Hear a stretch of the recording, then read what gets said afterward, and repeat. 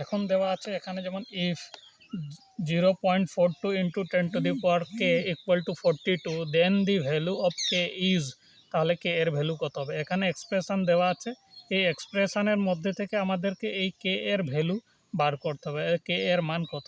আমরা এখানে তাহলে লিখে নিই 0.42 ইন্টু 10⁻k ইকুয়াল টু 42। এটাকে আমরা কীরকমভাবে করব, তাহলে কত হচ্ছে 42 নিচে হবে 100 ইন্টু কত 100 কে ইকুয়াল টু কত 42। এবার যদি আমরা এই যে 42 আছে এই পাশে নিয়ে চলে আসে, এটা তো ছিল উপরে, তাহলে এদিকে চলে আসলে কত হবে নিচে। তাহলে আমরা এটাকে কিভাবে লিখতে পারি, এখানে লিখতে তাহলে উপরে আমার থাকছে k⁻100 100 আর নিচে আছে একটা 100, আর এইদিকে হচ্ছে 42/42। তাহলে এখানে কত হবে 42/42 কত হয়ে যাবে 1, অর্থাৎ এখানে কত হয়ে যাবে 1।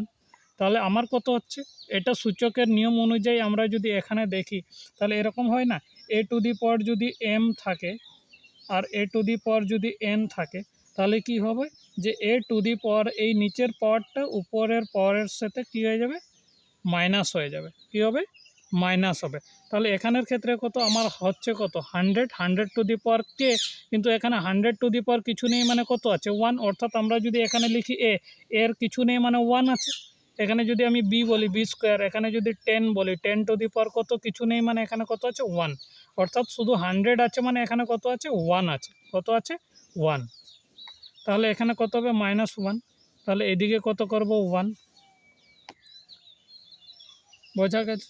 এখন আমরা যে কোনো টু দি পাওয়ার, আরেকটা জিনিস আমরা জানি যে কোনো টু দি পাওয়ার অর্থাৎ x⁻0 এর ভ্যালু কত 1, বা এখানে 100 উপরে 0 তার টু দি পাওয়ার 0, তার মানে কত আছে 1।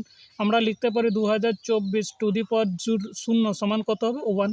তাহলে আমরা লিখতে পারি যে 100k - 1 ইকুয়াল টু কত 100⁻0, তাই না।